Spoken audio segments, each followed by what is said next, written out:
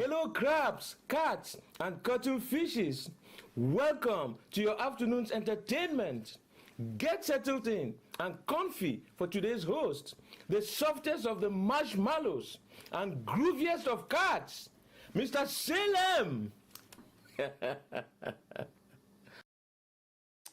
I'm pretty sure that's still illegal even if they're not blood related, but alright. Good afternoon, ladies and gentlemen. We are back here once again for this afternoon's entertainment. We didn't get to finish, well, we did finish it 3 times, but we didn't get to finish it, and, well, I mean, we didn't actually die in any of the options. We got thrown in jail forever.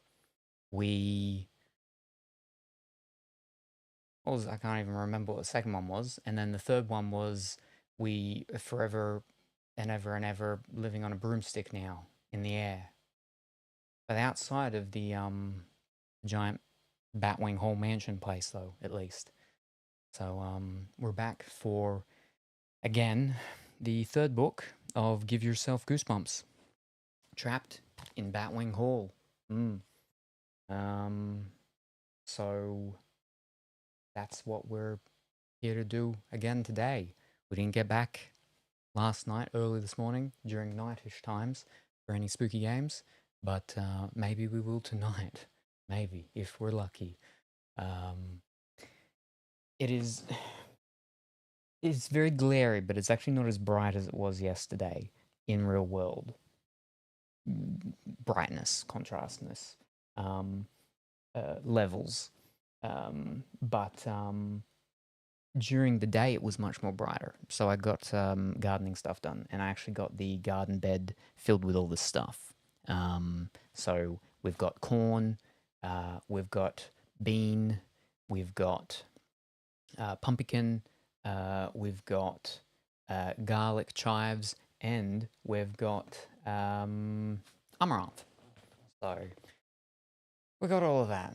Let's see if it grows. And then in the stuff that I did last week, I actually did 8 seeds of one of my old tomatoes, very, very old tomatoes, and in little tiny pots, just so they can grow and then I can transplant them. 4 seeds in each, and 2 seeds in each have actually begun to sprout, so that's good. Again, so that's 50% germination rate, which is good with how old they are, because they were very old.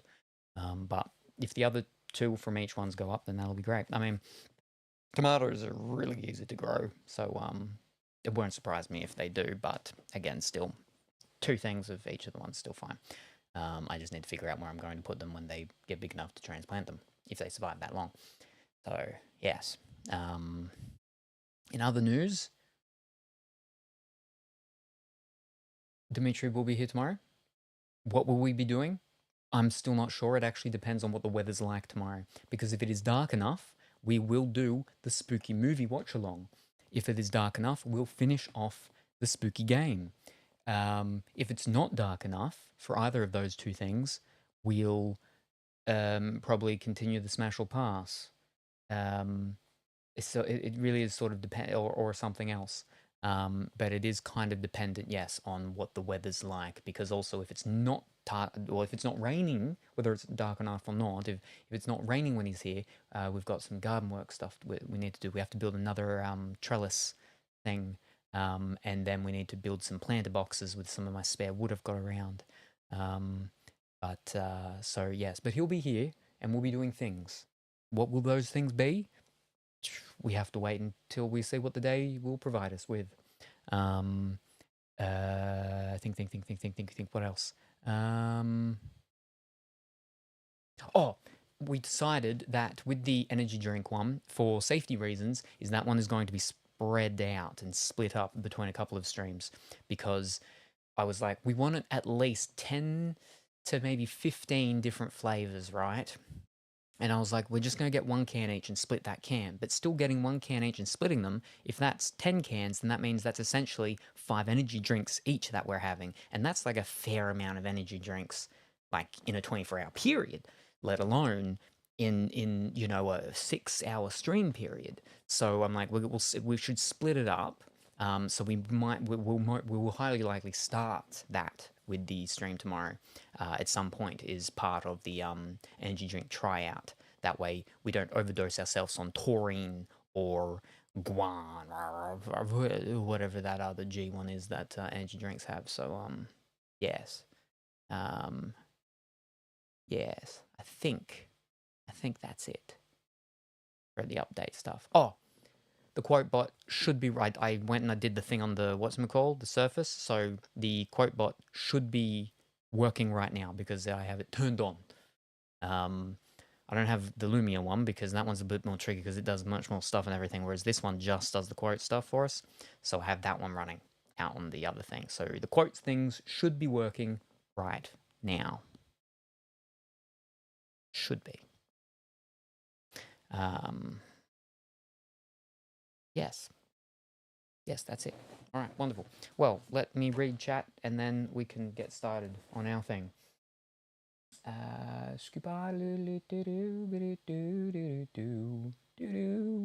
Oh, last night's spooky goosebumps, a wild, wondrous fright. From strip that mummy to choices in the night. A magical cat Salem spun tales so grand. Now with Buttercup and just chatting close at hand.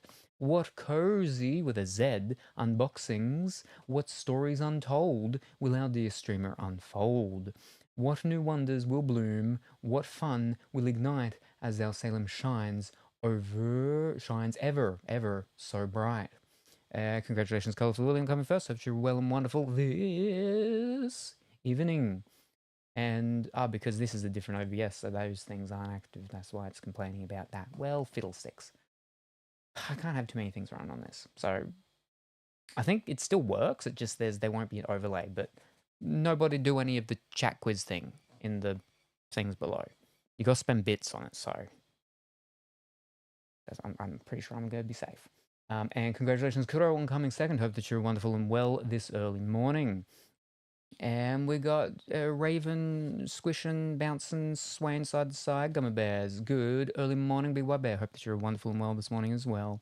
Hi, Colourful Willy. Hi, Kuro. Hi, Salem. Hi, Bwib. Hi, Colourful Willy. Hi, Salem. Hi, BWB. Hi, Kuro in text form. Hi, Salami. Yes. Hi, Lumia. Maybe. Are we reading goose bumps again? Yes. 3 watches. 3 watches? Oh, my watches, yes, because these are all eco drives, so they're all solar powered. That's why they sit there, so they can all suck up their energy. Wait, you can you can see them, yeah. So it's the dial hands that absorb the light and get the energy. They just sit there, getting all their energy. I don't go out anymore, so I don't get to put them on. But they're my 3 main watches. This was my normal everyday watch, the brown Crocodilio, gold with the white face and the blue hands.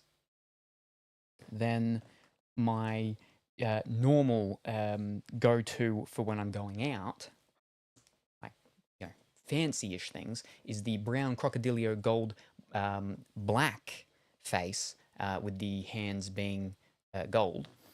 And then the everyday nighttime one, but not fancy going out ones, is the black Crocodilio, silver white face, silver hands.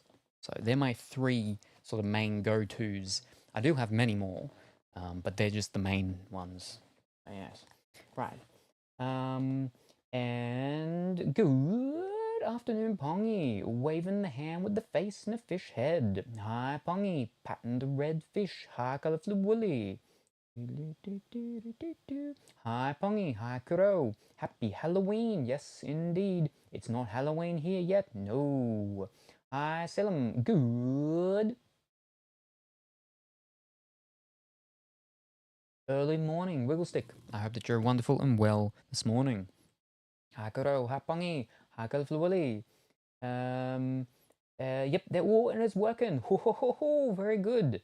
Hi, BWB. Hi, Wiggle. Oh, Wiggle hydrates. I do still have some water in here from a couple months back, so we're all good.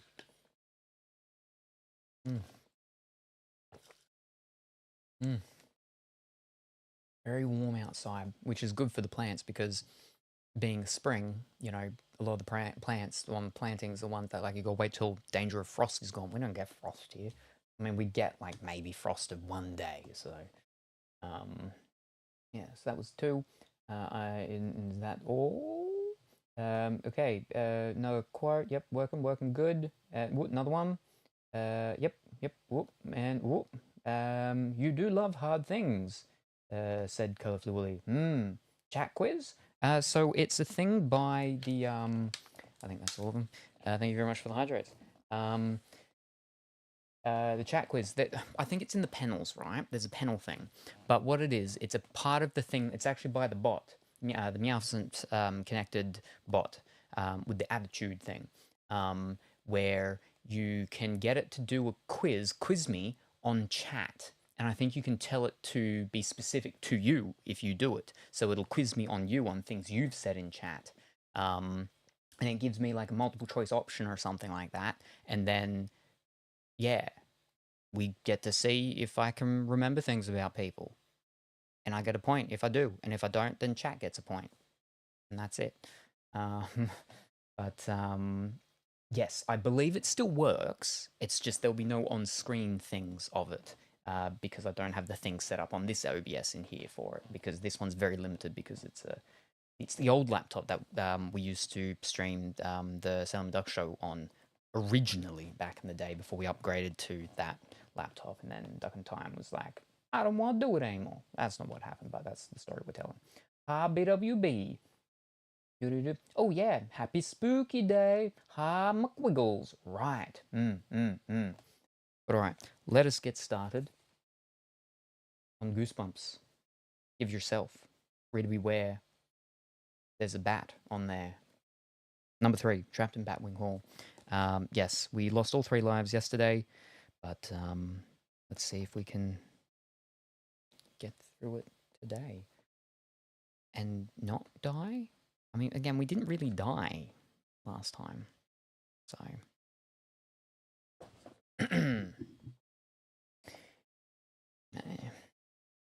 This town's terrible. It's Friday afternoon, the end of your first week at your new school. Your family just moved to this town last month, and so far no one at school has even tried to be your friend. Day after day, you sit in class waiting for someone to talk to you, waiting and staring at all the strange faces around you. How can you possibly go through the year without any friends, you wonder? You're cool. You know you are. You had tons of friends at your old school.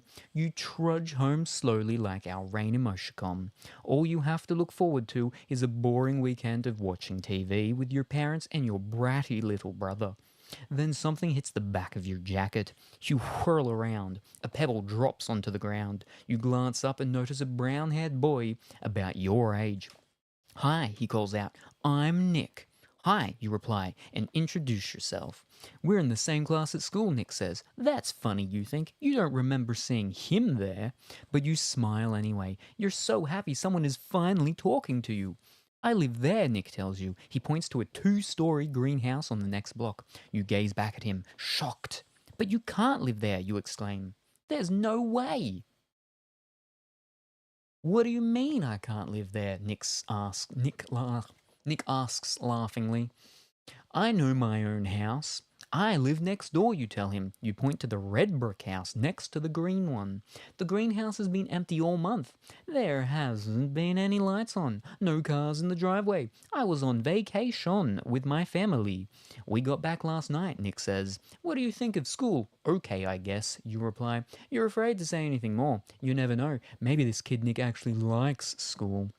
Can you believe how much homework our teacher gave us this weekend? Nick complains. He kicks a stone down the street as you walk. All the kids who had Mr. McCormick last year say he's really tough and mean, a total monster.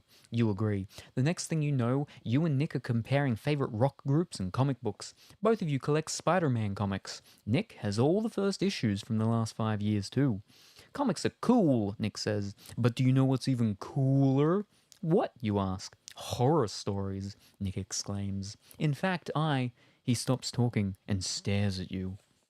What, you ask? What about horror stories? It's probably way too scary for you, Nick replies. Nothing's too scary for me, you boast. That's because you've never been to the horror club, Nick says. What's that? Nick grins. It's a club I belong to. You've got to be really brave to be a member. When we meet, we tell spooky stories. Really scary. Cool, you reply. I love scary stories. Can I join? If you think you can handle it, Nick says.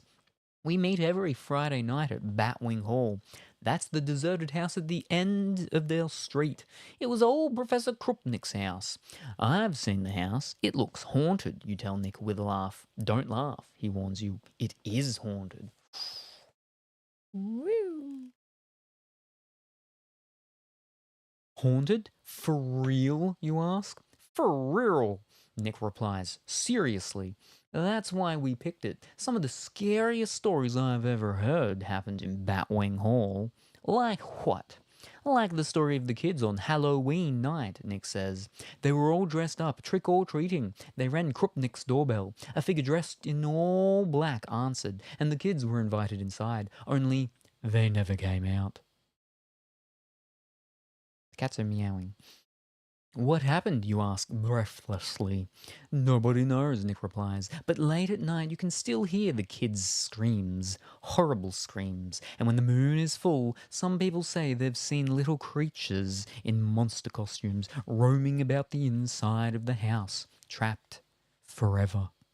Wow, great story, you say. It's not a story, Nick tells you. Being a member of the horror club can be dangerous. Very dangerous. He pauses, then adds, Today is Friday. We meet tonight. Do you want to come? What do you think? Risk it and go to the horror club tonight? Turn to page 17. Say thanks anyway, and go to page 91. Wow, all this intro stuff once again. Yep. Thanks anyway. Risk and go. Yeah, well, I mean, yeah. I'm not going to be reading that extra page just for it to send us to the other one anyway. So. The horror club sounds great, you tell Nick. Count me in. I'll meet you in front of your house at 9 o'clock tonight, Nick says. You agree and say goodbye. Then you rush into your kitchen to find your parents. You tell them you've made a friend and you've been invited to a club meeting. They're so happy for you. Of course, you don't tell them that the meeting is in a deserted, boarded-up old house. At 9 o'clock, you join Nick under the elm tree in your front yard. A skinny, fidgety girl with messy, long, dark hair waits with Nick. This is Debbie, he tells you. She's a member of the club too. Hi, Debbie says. You can barely see her face under all her thick hair, and she always seems to be squirming about. You wonder what's with this strange girl. You follow your new friends up the hill to the end of the long, dark street. The farther you go, the fewer houses there are. At the end of the road, all the streetlights are out. The sky is pitch black. If it weren't for Nick's flashlight, you'd probably trip over your own feet. There it is, Nick says, pointing. Batwing Hall.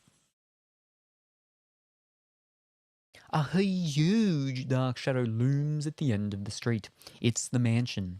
You stop walking and gaze up at it. Nick shines his flashlight at the old house on the hill. Batwing Hall is a two-story, old-fashioned house. All the windows that aren't boarded up are broken. Loose shingles flap from the roof. Paint peels from the weathered sides of the house. It looks as if no one has lived here for hundreds of years. You climb up to the sagging porch with Nick and Debbie. Tall, overgrown trees and bushes cast eerie shadows across the deserted lawn. Isn't this place awesome? Debbie whispers to you. Really cool, you agree. This house has been empty for 2 years, Nick tells you. Ever since crazy old Professor Krupnik died. No one will bite because it's haunted, Debbie explains. You notice she's chewing nervously at the end of her long hair. Ugh. The front door was boarded up until we figured out how to pry it open, Debbie says. She points to the large wooden door. Let's go. You take a step forward. Stop, Nick shouts. Get down, now. If you do as Nick says, we go to 19. If we ignore and head to the door, we go to 85. I think the first two questions we should just keep going through and not really do them because we know how they are. We don't want to go to prison again for the rest of our life? Get down. Yeah. Salem, you reading the book? Sure am, Cuphead, and I hope that you're going wonderful and well this morning. All right, so we're going to get down. Do as Nick says. We either get down or we lay down, and if we lay down, we stay down, says Beans. It was 19, yeah? Yeah. What is it? You cry as your body hits the ground. We've got to be careful, Nick whispers. If anyone catches us going in the front door, we could be in big trouble. We're not really allowed in here. You nod and watch Debbie as she squirms and glances around nervously. You wonder why your new friends are so jumpy. You can't imagine how anyone could possibly see you in the darkness. But you figure Nick and Debbie know what they're doing. You stand and follow Nick and Debbie across the porch, keeping as quiet as possible. You pull off the broken boards on the front door. You enter the dark house. The air in the entryway is stale and dusty. You hold back a sneeze. Nick motions for you to follow him. You creep after Nick and Debbie down a dark hallway. The floorboards creak loudly with each step. Then you enter a big, dimly lit living room. A broken chandelier sways from the ceiling. The faded wallpaper hangs in pieces from the walls. Dirty sheets cover what appears to be old sofas and chairs, but is actually ghosts. And then you see them. Turn to page 75. 4 kids sit in a circle on the living room floor. A big yellow candle flickers in the center. They all turn and stare at you. No one seems happy to see you. You stand awkwardly as Nick introduces you and says, "This is our newest member." "What are you talking about?" cries a girl with short curly red hair. She glares at you. "I've brought a new member to the horror club," Nick repeats. "Not today," exclaims a large boy with bulging arm muscles. "Why not?" Debbie asks, squirming next to you. "Didn't anyone tell you?" asks another girl. "Tonight's the special night. You've got to get that kid out of here. We're not telling stories tonight. The plans have changed." Let's find out what's going on at 128.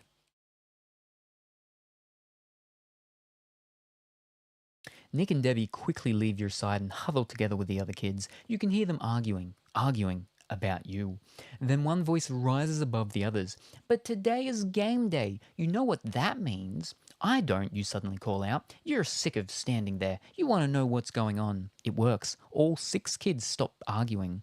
The girl with the red hair steps towards you. "I'm Marcy," she tells you. "There are no stories tonight. We're playing games instead, but new members can't play. It's the rule." "Can't you break the rule just this once?" you ask. "These aren't ordinary games," warns the boy with the large, bulging muscles. "These games are scary, really scary." "The scarier the better," you announce bravely. This starts another argument. Some kids want you to stay and play. Others want you to leave. Debbie hurries over to your side. Through her mane of dark hair, she whispers, "Go home.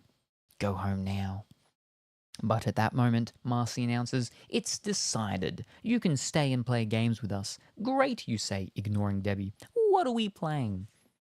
Woo! The game is called The Hunt. Marcy tells you, "I'm captain of the blue team. Nick is captain of the red team." You watch as Nick picks Debbie and a skinny boy named Connor to be on his team. Connor has short, bristly hair and a very strange smell. As Connor walks by, you decide he smells as if he's been lying in a capital D dumpster. For the blue team, Marcy chooses a beautiful girl with long blonde hair and green eyes. Her name is Lara. She smiles shyly at you. Marcy also picks the guy in the muscle shirt. "Hi, I'm Martin," the kid says, pounding you on the back. "Welcome to the horror club." He laughs, then flexes his muscles. You step back. Martin's arm is bigger than your whole body. "That's 3 on each team," Marcy announces. "Our new member can join either one." She turns to you. "It's up to you. Which team will you join? Would you rather hang out with Nick, Debbie, and Connor on the red team, or get to know Lara, Marcy, and Martin on the blue team?" To join red team, 88. To join blue team, 33. So again, red team is our 2 friends that one we met when we're coming home from school, and one we met tonight at 9 p.m. in front of our house under the elm tree.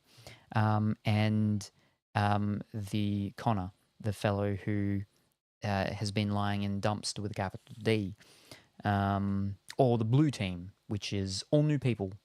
Pretty Lady Lara, short red-haired lady Marcy, and big bulging muscle Martin. Hi everyone, Hakaped, #red team. Though I wonder what would happen if we picked blue team, then pick the door. Ooh. Alrighty, well, yep. Okay, that was the first option. There's no one else, so we're going to go 88. True. Alright. I choose the red team, you announce. Fine, Marcy says. The red team will stay in the house for the games. The blue team will go outside. See you later. Marcy, Lara, and Martin leave the house. You turn to your new teammates with a smile. You're looking forward to the games. I'm glad you're on our team, Nick says. We're having a scavenger hunt. Everything has to be found inside the house. Cool, you reply. I love scavenger hunts. Where's the list? Here it is, Debbie says, handing you a piece of white paper. You read the list of items out loud. Horror Club scavenger hunt. 1 human bone. 3 hairs from a werewolf. A straw from a witch's broom. A piece from a mummy's bandage. 9. I'd pick red team, since we know most of the path. You read the list again, then you start to laugh. These guys really take this horror club stuff seriously, you think. Still laughing, you point to the list and say, great joke, very funny. Why are you laughing? Connor demands. This list, it's a riot, you reply. You wonder why no one else has even cracked a smile. It's not a joke, Nick insists. That's the list of our scavenger hunt. Give me a break, you say. You expect me to believe that? Where would I find those things? In this house? Debbie replies matter-of-factly.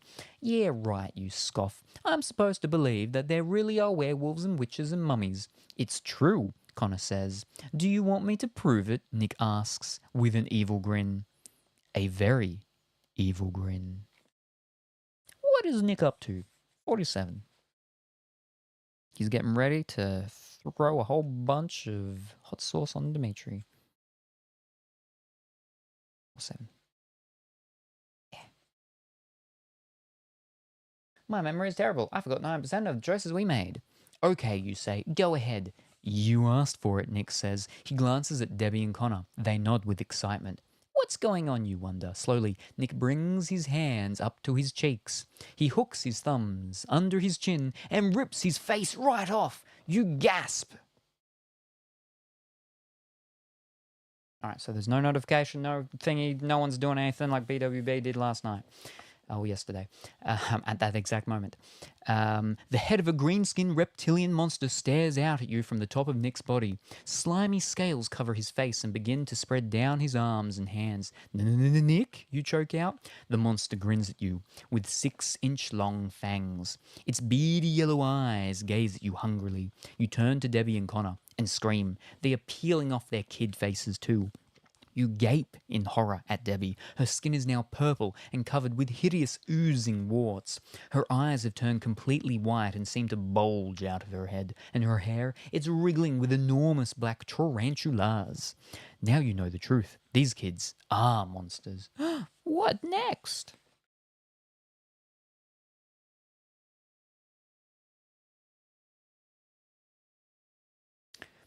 You turn and sprint for the front door, but the entrance is blocked by Connor. He grabs your shoulder and you nervously stare up at him.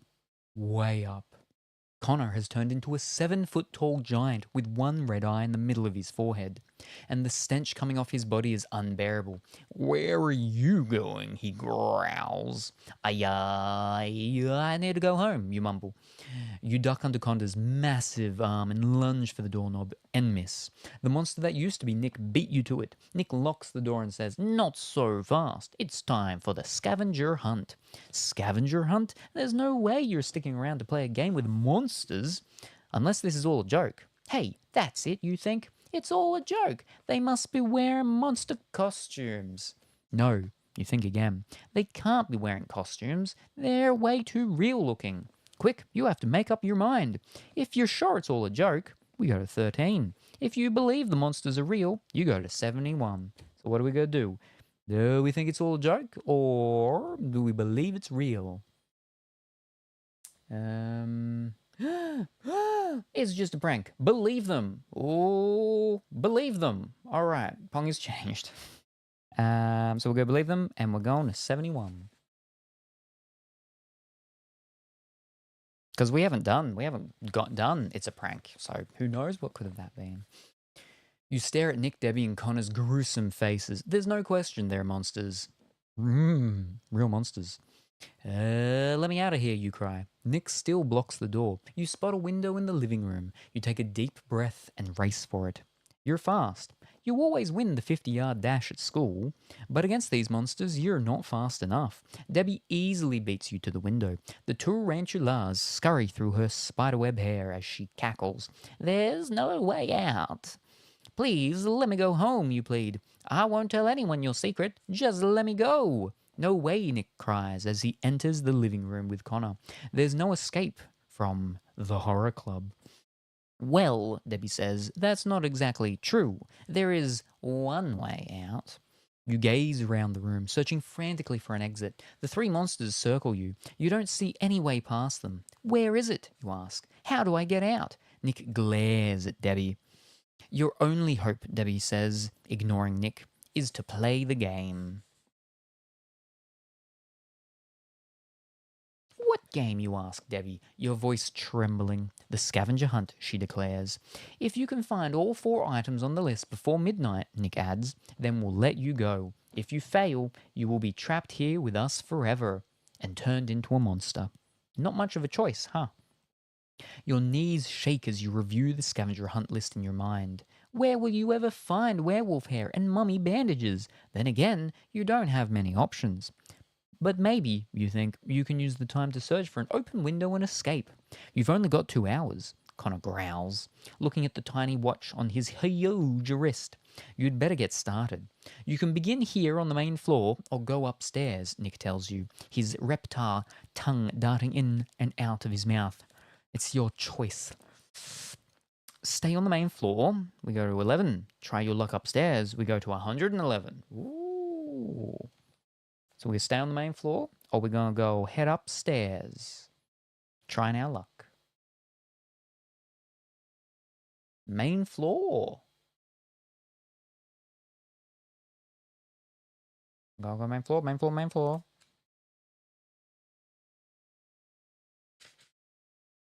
I'm going to search the main floor, you tell the monsters. Lots of luck, and Nick sneers. You glance around the room. You glance around the dark, creepy mansion, not around the room. You know escape is going to be tough. You decide you'll do the scavenger hunt. You'll play along with the monsters, but still search for a way out. Either way, you promised yourself, you won't let them turn you into a monster. You search the living room first. A curtain of cobwebs dangle from the ceiling. You have to part them to search the room. Yuck. The only furniture in the room is an old sofa and 2 overstuffed chairs. You lift the cushions to search for the creepy things on the list. Could there really be a human bone under there? You wonder. You nearly choke from the flying dust, but no bone. You peer under the furniture. Nothing. Then Connor sneaks up on you. He kicks a dust ball in your face. The clock is ticking. He booms. You stare up at his one bloodshot eye and escape into the next room. It's an old-fashioned dining room. A long wooden table stands in the middle of the room. As you step toward the table, something black and hairy jumps out at you. 97. It's a huge rat, and it scurries across your sneaker. You jump back and scream. You can hear the rat's sharp claws scratching across the floorboards as it disappears into the living room. You wonder what other gross creatures are crawling around this old house. You decide to head into the kitchen. Clomp, clomp, clomp. You can hear Nick, Debbie, and Connor following you. If you're afraid of a little rat, Nick hisses in your ear, then you're going to be in big trouble later. Big trouble. You try to ignore Nick, even though your knees shake at his warning. You spot a kerosene lamp on the kitchen table. You pick it up so you can see in the dark corners of the kitchen better. The kitchen is filled with cupboards, closets, and shelves. Anything could be hidden here. You pull open drawer after drawer. Clouds of dusk make your eyes itch. Then in the next drawer you open, you see them. Bandages. But are these bandage? No, but are these mummy's bandages? You hope they are, shoving several in your pocket. One item off the list, you think. Then a hideous scream cuts through the air. Run to page 12. Oh no. But my facial hair looks like... no, I do not, because I have a very sensitive head and face and everything, so pulling my hair hurts. What was it? 12. But I hope you're wonderful and well today, Noki. 12. Could it be a human scream? You've never heard a human scream that sounds like that. You whirl around in the direction of the scream. Debbie! Debbie is the one screaming. No! She shrieks again and hurries over to you. Can't you read? Debbie cries. The warts on her face ooze green goo. This is not what you want. These aren't mummy bandages. Debbie snatches the bandages from your pockets and tosses them to the floor. Don't waste time, she cries. You step back and try to think. There's no way to escape from the kitchen. Connor is guarding the doors, and Nick is by the window. You have to find the items on that list. You gaze around, then head for a tall, narrow closet, and freeze in horror. A thick pool of something red and sticky is seeping underneath the door. It looks like blood. What do you do now? To open the closet, turn to 83. To go back and check the dining room again, go to 78. We're going to open the closet with the thick pool of red stickiness that is seeping underneath it. Open the closet. Okie dokie. At a 3. Your heart thuds as you approach the closet door. The pool of blood grows larger on the floor. Slowly you pull the door open and gasp. There's no dead body in the closet. No dead anything. Only a broken jar. A jar of raspberry jam dripping on the floor. You sigh with relief and explore the closet further. The shelves are crammed with rusty cans of vegetables and moldy sacks of flour. You quickly search all the shelves but find nothing. Then you spot it, a plastic shoebox on the bottom shelf. You reach down and open it. You can't believe your eyes. Nestled in the center of the box, on a dark piece of cloth, is the skeleton of a human hand. Oh, gross, you moan. You try not to wonder whose hand it was and how it got in this box. You found our skeleton in the closet, Debbie sings out. You nod. You're glad you found something on the list, but you don't want to touch the hand. You start to carry the box away from the closet, but Nick stops you. The list says one bone from a human hand, not the whole hand, he reminds you. His reptile tongue darts in and out of his mouth. You stare down at the hand. One bone. Rattle on over to 67. No, 64. No, 67. 67. You need only one bone. You take a deep breath and grab hold of the skeleton hand. The yellowed fingers feel icy cold. You grasp the pinky and twist. It comes loose with a sickening snap. You drop it in your pocket and try not to think about it too much. You glance at the list again. Now all you have to do is find the 3 other items. 3 hairs from a werewolf, a straw from a witch's broom, and a piece from a mummy's bandage. The faster the better, you think. You dart out of the kitchen and return to the dining room. Psst. Psst. You gaze around nervously. Over here, Debbie whispers from a shadowy corner. Find out what Debbie wants on page 6.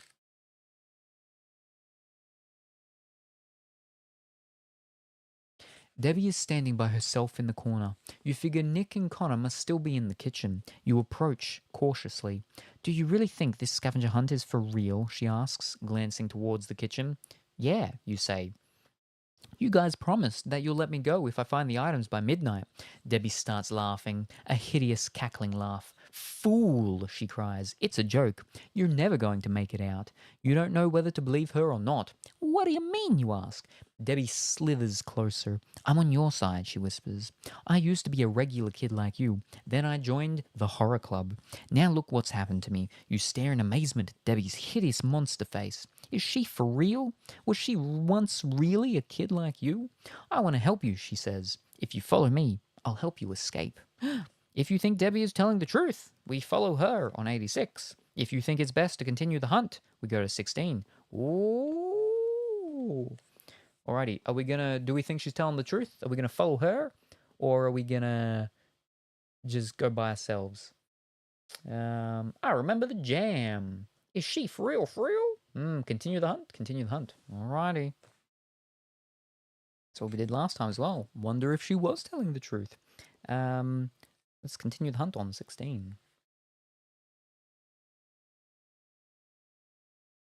Good night, Salem. Alrighty, no worries. Thank you very much for stopping by, crew. Very much appreciate it. Hope you have a wonderful and fantastic sleep, and we look forward to seeing you next time.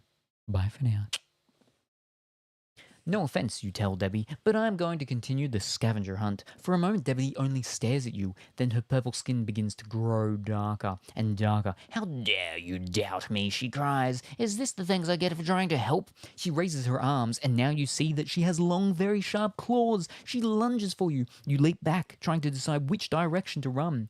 When something goes splat right on your neck, you reach up and feel prickly hair and legs and a warm, round body. There's a tarantula on your neck. The creature's legs dig into your skin like sharp needles. It begins to nibble at your skin. You scream and flick it to the ground. Debbie laughs. She reaches for another deadly spider, but you spot a dark hall and race down it. Debbie and her two tarantulas follow. You run and find yourself standing in front of two doors. One is painted orange, the other is painted green. Pick a door quickly before you are eaten alive by tarantulas. If you choose the orange door, we go to 126. If you choose the green door, we go to 43. Whoa, whoa, whoa. We go choose the orange door or the green door. Nighty Kuro. Good night, Kuro. Spider. Tarantulas aren't deadly. Blue. I think we did green. Did we die after that? We went green. Yeah. Or was it the next thing? Ooh. Who knows? All right, it was the witch. We died to the witch. Green. All right, so we're going the green. Spoilers. All right, we're going green. Then we help the witch. Green. Okay, 43.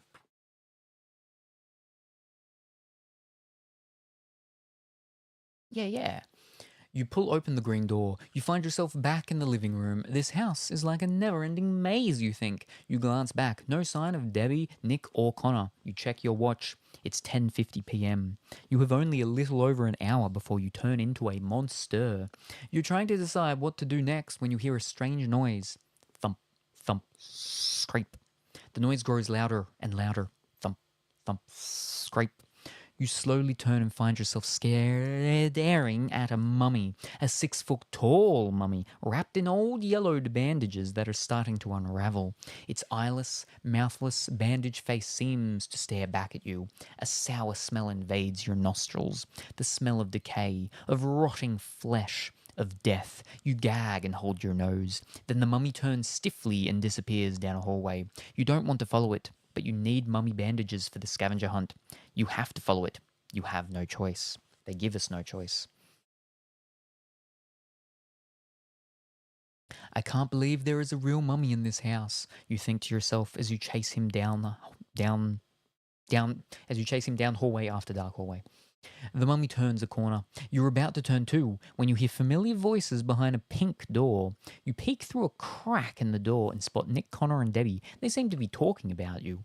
The monsters obviously don't know you were there. Should you stop and listen? Maybe you will hear something that will help you escape. Or is it better to follow the mummy? To eavesdrop, we go to 65. If we continue to follow the mummy, we hurry on over to 94. Are we going to eavesdrop on the monsters, or we're going to keep going after the mummy? I will follow you, follow the mummy. All right, 94.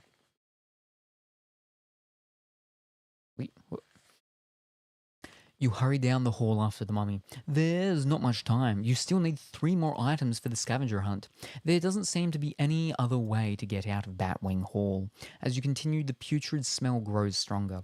Then, at the end of the hall, you see a beautiful golden mummy case, and leaning against the wall beside it is the mummy. The mummy's head rests on the case. Strange snorting noises come from under its bandages. With a start, you realize... With a start? With a start, you realize that the noises are snores. The mummy is asleep. You know that a piece of mummy's bandage is on the list, but what's the best way to get one? You spot some torn pieces of bandage inside the mummy case. Should you take a piece from there, or should you try to pull a strip off of the sleeping mummy? Either way, you'd better hurry. It's less than an hour until midnight. To take a piece of bandage from the case, we go to 117. To tear a strip off the mummy, we sneak over to 39. Strip the mummy. That's number 39. Oh, we're going to get some from the case. Tear a strip already, 39.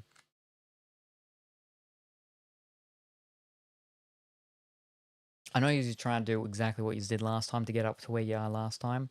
I'm just going to say it's going to be, like I said yesterday, a bamboozlement and hilariously painful if you save the witch or do what she says or whatever, and you still die anyway. 39. You hold your breath and approach the sleeping mummy. What will happen if you wake it? You move carefully, inch by inch. You reach your hand out towards the mummy. Snore. You jump back as the mummy lets out a disgusting snore. You pause, then reach out again. This time you manage to grab a small piece of bandage that is dangling from its left arm. Quickly, you pull. The bandage rips free and the mummy didn't even move. What a sleeper. You have 2 of the 4 items on the list, the human bone and the mummy's bandage. Now you only need a straw from a witch's broom and 3 hairs from a werewolf. But time is ticking. I've searched the downstairs pretty well, you think to yourself, so the other items must be upstairs. You spot a narrow circular staircase behind the mummy case. Up, up, up. Around and around you go. You're getting really dizzy, and the air is ice cold up here. Your teeth begin to chatter. Suddenly, the staircase ends in the middle of a musty corridor. You can turn left or right. Which way will you go? If you're wearing a sweater or a sweatshirt, we go to the right. Otherwise, we go to the left. Is anyone currently wearing a sweater or a sweatshirt? I certainly am not. It's too flippin' hot. It's okay. If that happens, we will clip it and tag Dimitri. Be right back. Grabbing a sweater. So currently, Pongy is not wearing a sweater. I think it's still too hot over there for him to be wearing one, though. I'm once again in pajamas. I have a hoodie. Ooh. Well, that's like 2-on-1. Unless Pongy is changing into a sweater. But he's not currently in one, right?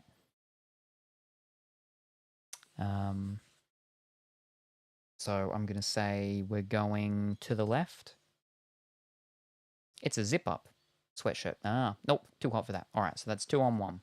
So we're heading left.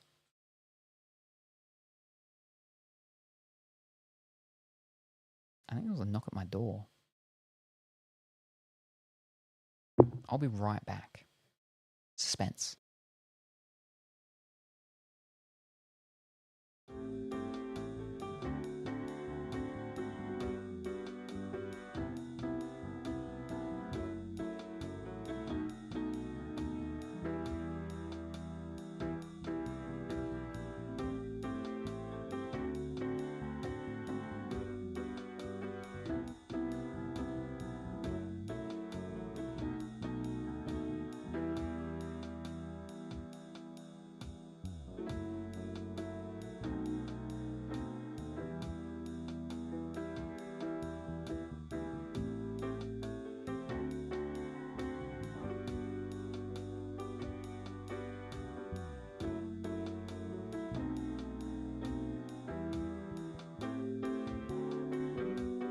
Hello, crabs, cats, and...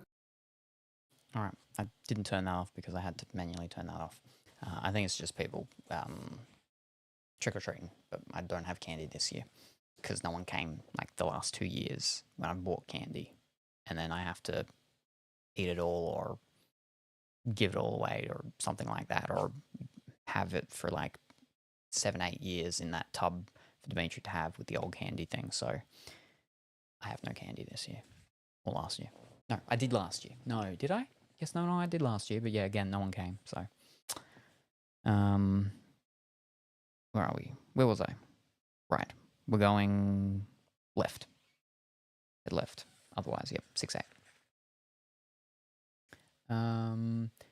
It's the cats. Meow. Hello, crabs. Just keep them for Dimitri. Like, I would have got some if I left to, I left the house in the past couple of days to get some, but I did not. You turn to the left and jog down the narrow hallway. Is that right?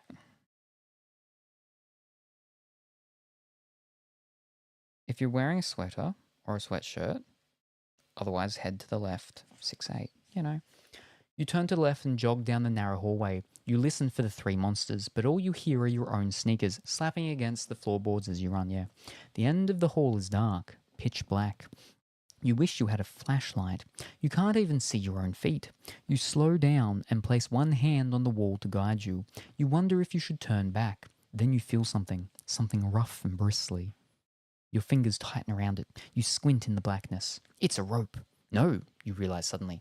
It's a rope ladder. The ladder runs up the wall. You decide to climb it. You've got nothing to lose, you figure, and there might be a way out at the top. You grab on tightly to the rope and begin to climb. The rope rubs roughly against your hands, making them burn, but you ignore the pain and keep climbing. The ladder sways from side to side with each step. Your stomach lurches, but you continue on. You concentrate on not looking down. Then you hit the final rung. You carefully reach a hand up to the ceiling and feel a sliding door. Slide open that door. 131.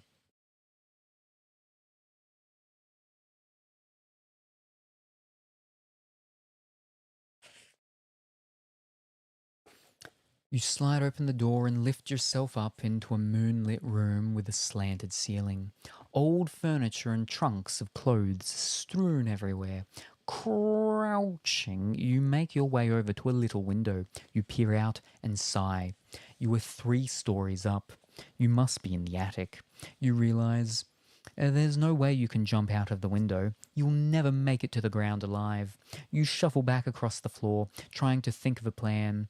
As you poke around in the junk, you spot a tall, clear box at the far end of the attic. There appears to be something black in it, and leaning against it is a broom. Could that be the witch's broom?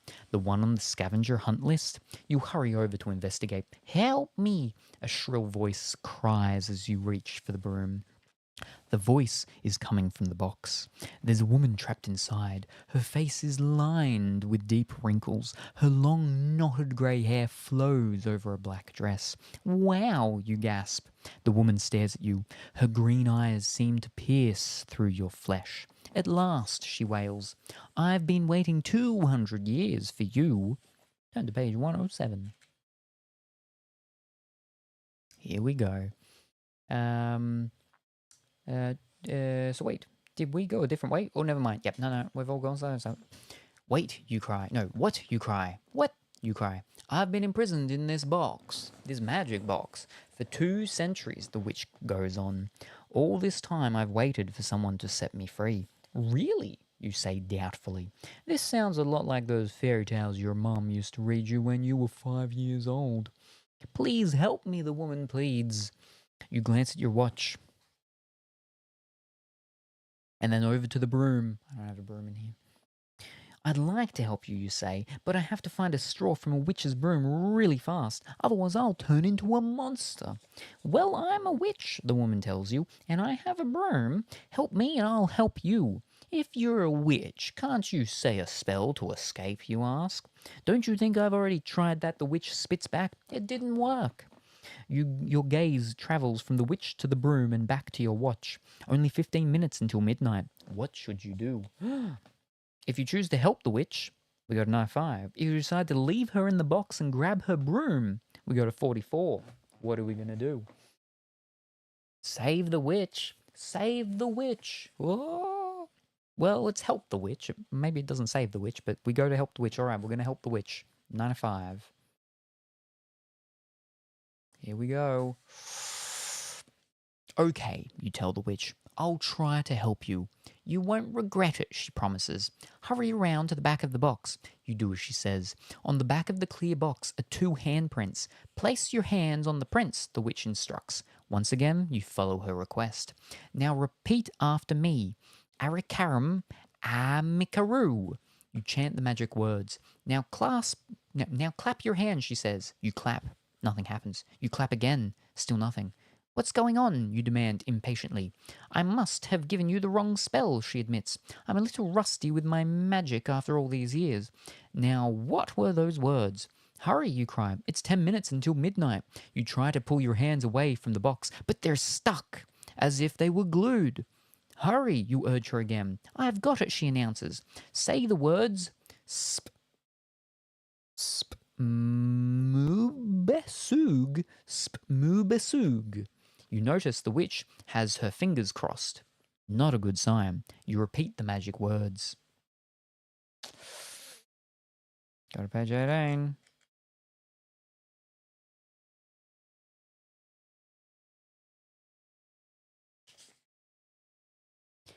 Zang! With a loud vibrating noise, the glass box vanishes. The witch stands before you. The magic worked. Thank you, oh, thank you, the witch gushes. No problemo, you say, but time is running. You're right, the witch says. Time's running out. She thrusts her broom into your hands. Be careful how you remove the straw, she warns. Excellent, you cry. Now all I have to do is pluck 3 hairs from a werewolf. Easy, the witch scoffs. I know where to find a werewolf. You do? You ask incredulously. Sure, the witch says. The werewolf is in the basement. Or at least he was 200 years ago. He may have walked around since then. You can take the elevator Professor Kropnik installed. She proudly points to a small elevator in the corner of the attic. Then she disappears in a puff of bright pink smoke. You hurry to the elevator. The door magically opens. Quickly, you step inside, but the broom gets stuck in the opening. You frantically try to pull out a straw, but none will come out. You could break one off, you think, but then you remember the witch's warning. If you take a chance and break off a straw, we go to 21. If we try to squeeze the broom into the elevator, we go to 115. Ooh, ho, ho, ho, ho, ho. Alrighty, here we go. We could take a chance, and break off a straw and go against what the witch said. Or are we going to try to squeeze the broom into the elevator? I swear, if these were both bad ones, asked how. Wait, who asked what? We're gonna squeeze the broom. Maybe shake it around a little bit. Gosh, I guess go against her this time. Ooh, okay, we're 1 for 1 now. Tie. We got a tie. But again, we do only have how long?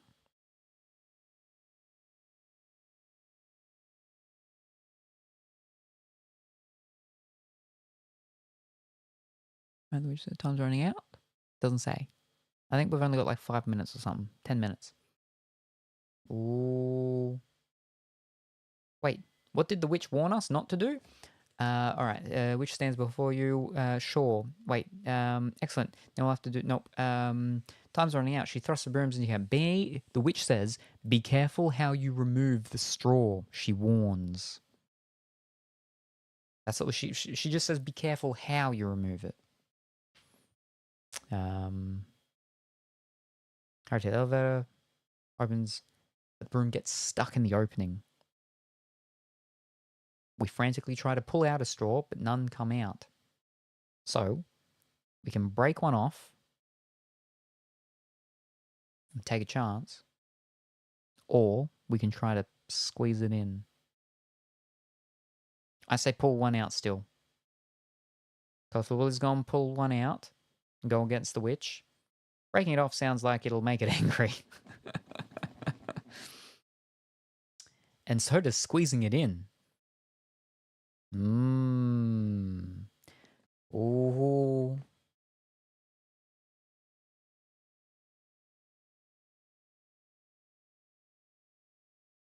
if we can't get a tiebreaker, we just go with the first one, whoever said first. I'll have to probably scroll up to see. We need a tiebreaker. I don't have any dice in here either as well. Actually, I might, but it's probably like very far up there. It's actually a weird cosplay dice that you can't actually look at too closely, I think. We need a tiebreaker for what? All right, so our choice is we either need to take a chance, go against what the witch said, and break a straw off the broom, or we need to try and squeeze the broom into the elevator because it got stuck when we tried to get in. Do you want to pull out a straw from the broom or try to squeeze it into the elevator?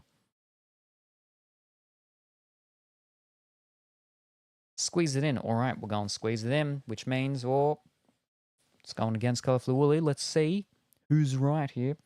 Try to squeeze the broom into the elevator. 115. Alrighty, you all better be right. 115. You decide not to risk breaking off a straw. You stand in front of the tiny elevator with the broom. You scratch your head. The broom is definitely too tall, and the elevator opening is too short. How will you possibly make this broom fit, you wonder? Time is ticking away. You have only one choice. You turn the broom diagonally and try to wedge it through the elevator door. It works! Wow, who would have guessed? It's not going to work this way. I wonder how we could get this in. Let's maybe just tilt it and go that way. Oh, what do you know? It worked. You quickly jump into the elevator yourself, and the door and the floor drops out. You quickly jump into the elevator yourself, and the floor drops out from underneath your feet. The broom tumbles down the elevator shaft. You grab for the railing on the elevator wall. There's nothing between you and the basement but air. You hang on, gripping so tightly your knuckles turn white. What will you do now? There's no way you can crawl back out, and if you let go, you'll plunge to your death. Help, you cry out, help, but you know no one will help you. Your fingers start to slip. You try to grip the railing more tightly, but one finger falls away, then another. Quickly turn to page 49. We're not dead yet. You're hanging onto the elevator railing by one hand now. You start to say your prayers when you hear a strange whooshing sound. A bright blue glow fills the dark air shaft. You glance down. It's the witch's broom, glowing blue, floating up through the air. You bellow with joy. The next thing you know, the magic broom swoops underneath you. Without thinking, you throw your arms around the broom handle, and you're off. With a loud whoosh, the broom flies you down to the basement. Whew, what a ride. You leap off the broom onto solid ground. You're safe, you think. And then you hear the snarling. You spin around and spot a furnace belching bright yellow flames. And next to it sits a huge case with a pacing, snarling werewolf inside. Turn to page 129. Whew. It sounded like that was it. We were going to be done for, but it wasn't. It wasn't. It's a good thing werewolf's in a cage, but yeah, we don't have very much time.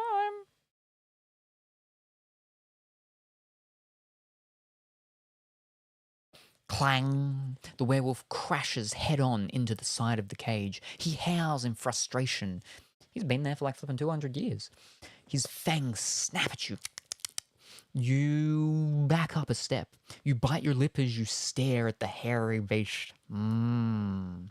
A familiar laughter fills the room as Nick, Debbie, and Connor slide down the basement's staircase banister. What's the matter, Nick taunts you. Not having fun? Only 4 minutes left, Connor reminds you, pointing at his small watch. If you don't get 3 hairs from the werewolf by then, you'll turn into one of us. But that's not so bad, is it? Debbie says. I mean, don't you think I'm beautiful? She plucks a tarantula from her hair and wiggles it at you.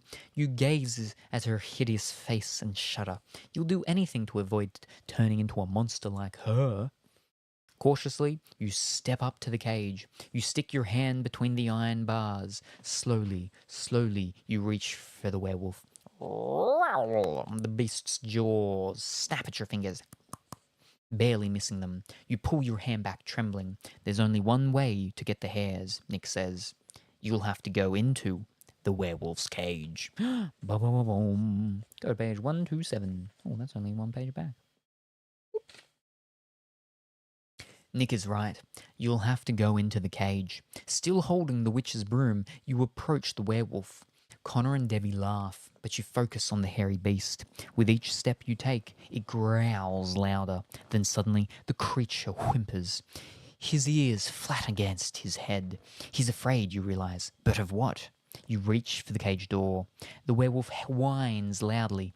The broom! It's scared of the witch's broom. You don't know why, and you don't care. You hold the broom in front of you with confidence. You open the door and squeeze into the cage. The beast lunges at you. Quickly, you thrust the broom at it. The werewolf backs off, but only a few paces. Nice going, wimp, Connor taunts. Only 2 minutes left. The werewolf drops to all fours. He snarls, sniffing at you and the broom. Now he reminds you of a very large dog. Hey, you think, maybe the answer is to treat the werewolf like a dog. Command him the same way you command your own dog. Or you could pretend to be a wolf. Maybe that way he will let you get close enough to pluck hairs. Which do you try? If you try to command him, turn to page 122. If you pretend to be a wolf, turn to page 101. What are we going to do? Oh, the werewolf. Last one. Tick tock, tick tock. The werewolf. Or doggo. So are we going to try to command him, like as if he's a dog? Or are we going to pretend that he's a wolf? And I don't know, make him try and stand down. This is stressful because we are so close. Yes. What was it? 3 minutes left? 2 minutes left. We need 3 hairs, and it's 2 minutes left.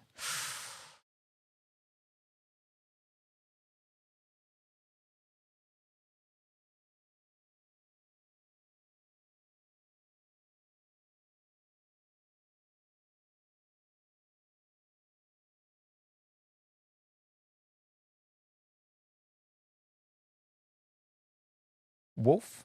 All right, we'll go pretend we're a wolf. It's 101. No one else has made a decision. That's the only decision. Okay, so we're going with that. We'll go pretend we're a wolf. 101. Whoop. I want to say command. Oh, no, wait. Okay, never mind. Now we're 2. Okay, now it's 2 on 1. All right, so we're commanding it. Sit. Good boy. All right. Here we go. So, Big White Bear might have been right, or California William Pongy right. Let's find out. We'll go to command it. 122.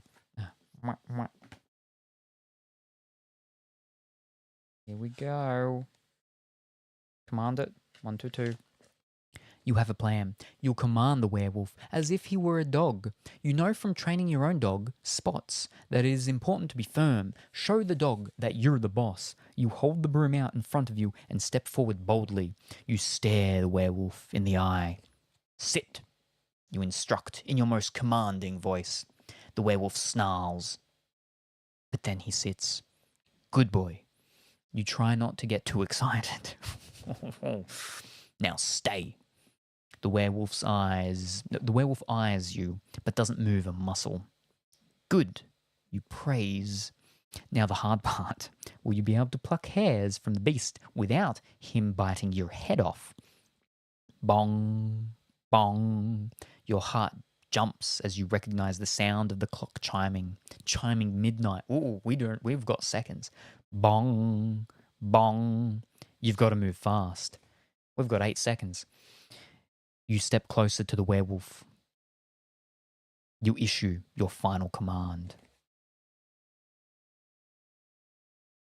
Hurry to page 8. That's interesting. 8 seconds left, and we'll go to page 8.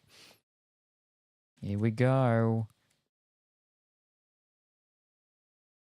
I need like a background music thing that's just like bump, bump, bump, bump, bump, bump, like heartbeaty things to match with it. Shake, you instruct the werewolf. The 11th chime rings out. Hurry, you think. Hurry! The werewolf holds out his paw. Quickly, you pluck 3 hairs from his forearm. The final chime never rings. Instead, there is an enormous thunderclap.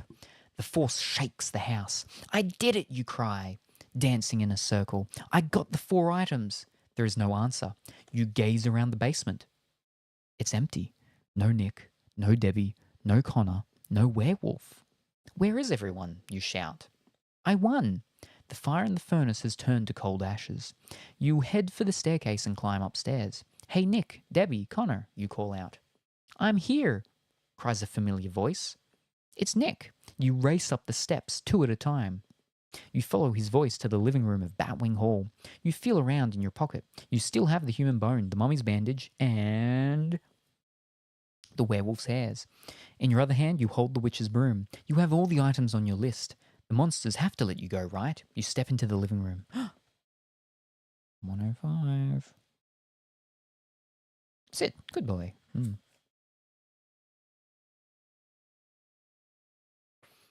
I have all the items on the list, you announce as you enter the dark living room. I found the human bone, mummy's bandage, and the witch's broom, and I even got 3 hairs from a were. What are you talking about? Nick interrupts. You gasp. You can't believe your eyes. There sit Nick, Debbie, and Connor in a circle on the living room floor. But they're not monsters. They look like normal kids. What happened? You cry. Why did you change back? Change back? Debbie asks, running a hand through her long, spider-free hair. Change back from what? From monsters, you say. Come on, you guys. I know what you really are. Don't play any more games. Hey, Nick, Connor says, your new friend is nuts. Monsters? Ha! That's a good one. But the scavenger hunt and the mummy and the skeleton, you try to explain. The 3 kids stare at you with blank expressions as you stammer. Listen, Debbie tells you, standing up and leading you to the circle. You're just in time for Nick's very spooky story. You sit on the floor, your mind spinning. Turn to page 90. Nick begins his story. There once were 3 kids. They looked like kids you'd meet every day at school or in the playground, but these kids were different. They were under an evil spell, a spell that turned them into monsters, and there was only one way to release them from it. What's that? Connor asks, leaning forward. They had to find another kid who would pass a horrible, deadly test. No kid had ever completed the test and lived to tell about it, Nick continues in a low voice. The test was a scavenger hunt, and the kid would have to find 4 creepy, impossible things. Only then would the monsters change back to kids. What happened? Debbie asks, breathlessly. You stand up and head for the front door. You're going home. You have a funny feeling you know exactly how this story is going to end. End. Bang. And there we go. We've done it. Oh, well done.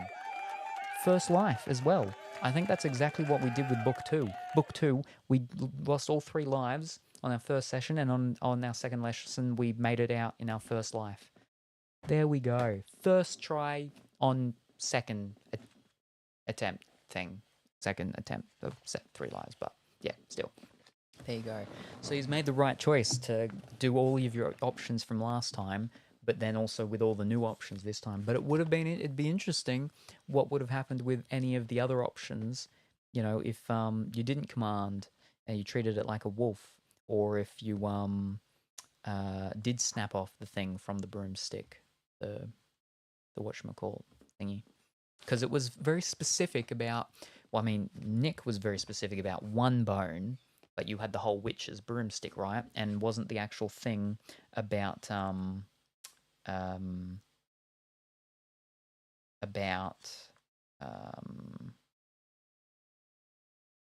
was it just a thing? A straw? I don't remember. Anyway, we did it. We made it out. First go. Fantastic. Well done. Oh, wowzers.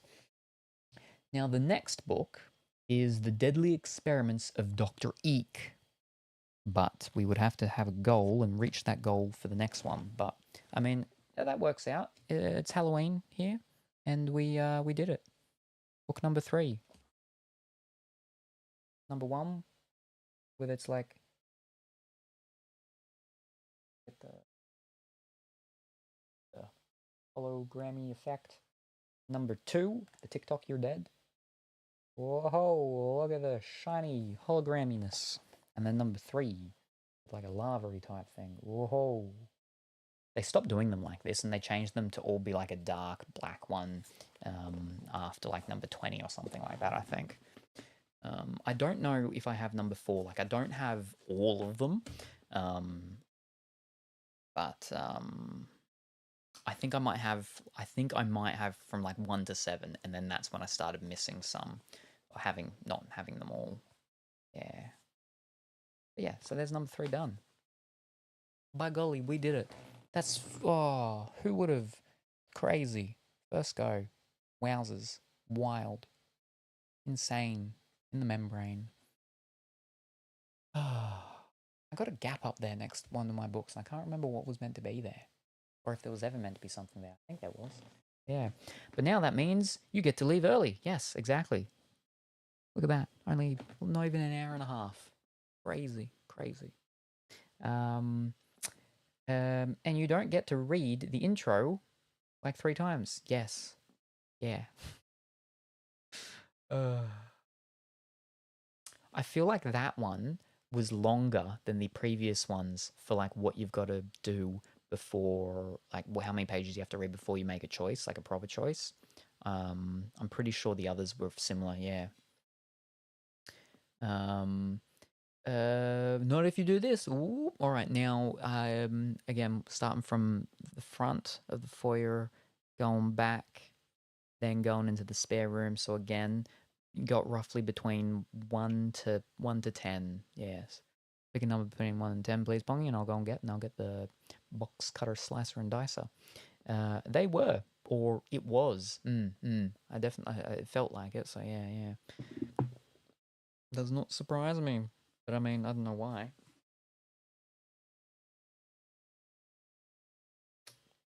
I think so far, I think I like the first one the most. Number 3, alrighty. I'll go get box number 3, and then I'll return, and we won't get the jump scare of the thing. So don't touch that channel or change that dial or anything, because I will return in a moment with Pongy's box number 3.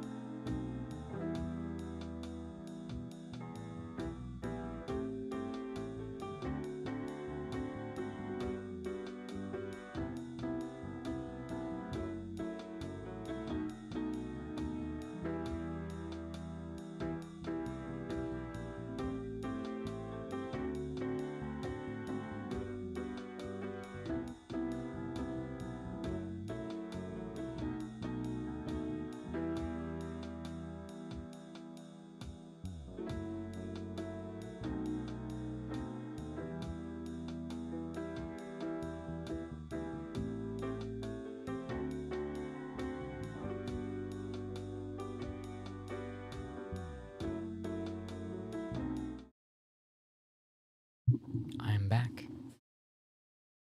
And here is box number 3.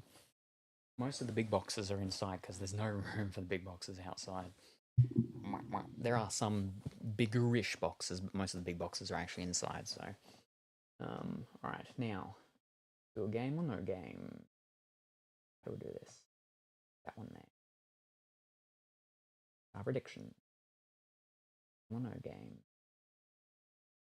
That button. Go. This button.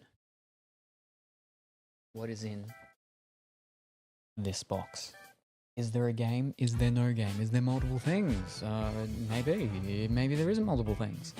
Whether there is multiple things or is not multiple things doesn't matter. All that matters is there a game in this box. It's a big box that says the weight is 3.33 kilos. It was sent residential.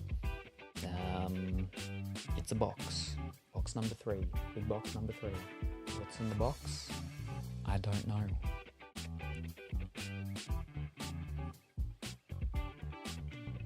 I can have a guess. Okay, I think... Ooh, actually, okay, I think I know what it sort of roughly could be, but I don't know what it actually is. The little countdown thing is actually working this time. Unlike last time, it just had 000, and then it would disappear when it was all done, but yes. Anyway, all right, what is in this package? Is there a game? Is there no game? Let's find out.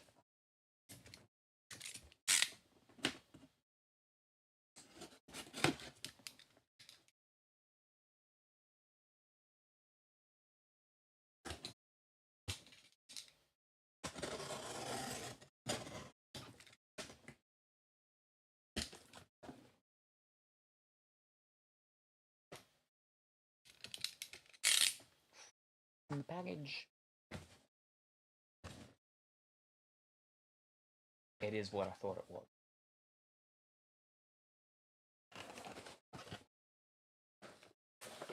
We got another box. Oh, sort of thing. I see you down there. Ugh.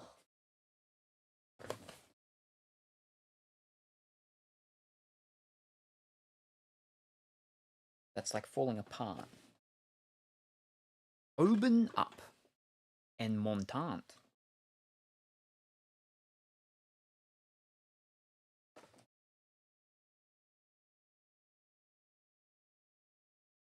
What is in this packagey box?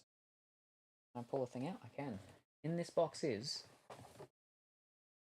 Pepsi Max for the soda stream. Whoa, look at that. It's liquidy stuff. It's the liquid, the concentrate. Soda stream. Max taste, 0 sugar. Pepsi Max. Soda mix makes about 9 litres asterisk. With a health star of 3.5. Pepsi Cola. Low Joule Cola Beverage Syrup. Yeah, there we are. Always fizz water before adding any flavour. See, that's the thing. That's the downside to the soda streams. But, oh wait, you've got a little skull. Have you had that little skull there the whole time? Anyway, yes, with, always dilute before consuming. The soda stream is you've got to carbonate the water, then you put the mixes in because of how the designs are done. But there is a Breville device which is designed for you to put your liquids in and then do it. And it's all about how you've actually got to be able to take the thing off to wash it, because you've got to wash it straight away, because if you're carbonating anything that's not water, it can mess up the actual little carbonation thingy, which is why the soda streams can't do it. Just also their design and stuff. No, I got it like a day ago from doing a clip in someone's stream when the category is Fright Fest. Ah, yes, no, I remember something popping up about that thingy. Right, yes. But then I couldn't be bothered looking into the thingy. Ah, fiddlesticks. I think, I mean, it's Halloween now for me, but so the thing might still be going, but so category in Fright Fest. I have to look at that. A little active. I want a little skull too. I got my skulls over there. But this is just a whole box of liquids. Ugh. So stream box. So stream Australia, it says. Syrup expiry date 21st of the 6th, 2026. Syrup Australia, Pepsi Max flavor, street. And that's unfortunate that the bottom of the box is the part where it's torn open, but yeah, there we go. Do I have a soda stream? Oh, I have a really old one somewhere, yeah, but I think it goes till the second. You've got to share the clip too, but I think exporting counts, because pretty sure that's why they, yeah, I'm pretty sure it does. It has for the previous ones, yeah. Yes. But okay, well that was no game. That was, you know, like usual with Pongies, some sort of food related product.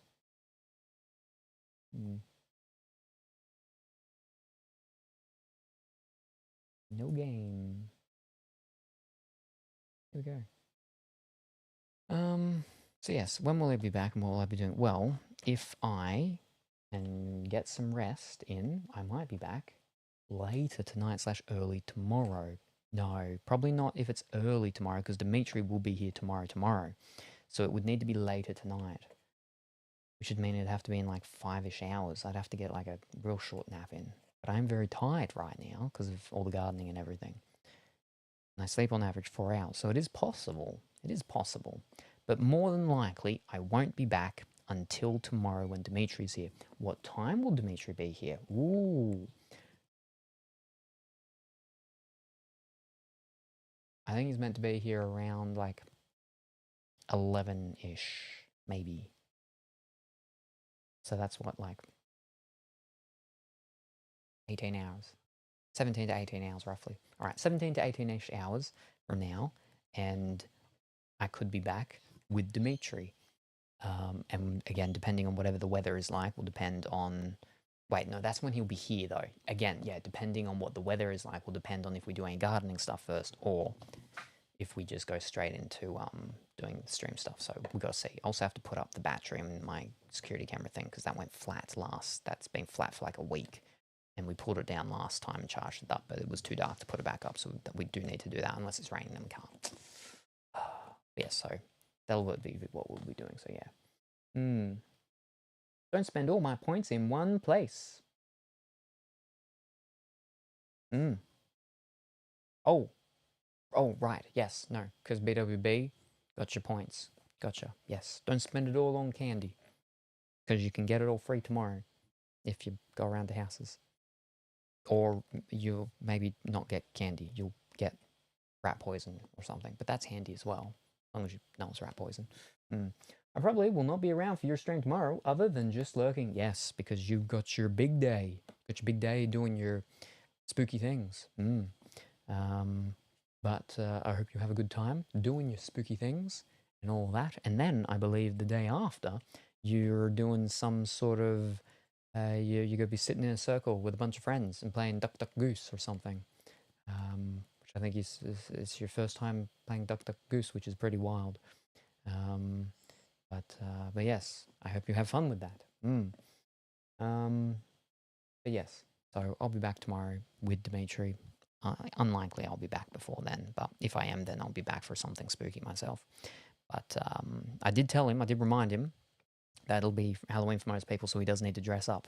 But if we're doing gardening work, we probably won't be dressing up, so we'll see. I'm going to Bangkok for a few days, so we'll be missing all the streams too. Oh no! And that's when I was going to be doing all of the One Piece. I had EB2. I had the not yet released, or is about to be released, or has just been released, I don't know, EB3. And I had OP14 that comes out next year, I think. Or no, in December. I had all of the stuff that's not even released, and I was going to be doing all of that tomorrow, and the day after, and maybe the day after that, but now you're not going to be seeing any of it. Oh, that is unfortunate. But yes, it's like Among Us, but with proximity chat and roles like Town of Salem, and it's a free game. Oh no, have a good time in Bangkok. I'm planning on getting a box of EB3 when I'm there. Ooh, very good. So it is actually out. Ooh, very good. Wonderful. Very exciting. Thank you, Colourfully Woolly. But yes, so I'll be back those times for those things. But next week I will be doing card stuff, because we've got a lot of card stuff to start to get through and thing. All of that. And everything. And all of that. Anyway. Thank you, everybody, for joining me this afternoon into this evening. Technically an evening, so yeah. It's for a friend's wedding, so it should be good. Ooh, fancy. And hopefully that means you'll have good luck with your EB03. EB03. Yippee, card streams. And then little jelly baby thingy spinning around. Yes, I hope everyone has a wonderful rest of their morning, afternoon, or evening, whatever the time happens to be for you. Say hi to your mum for me, and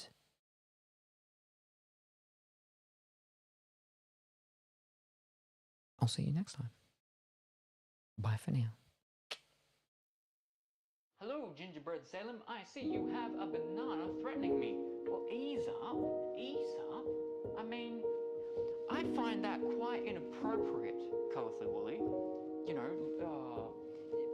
Well, first of all, my middle pocket banana is not threatening. It's very thin, it's long, but it's soft. It's not threatening at all.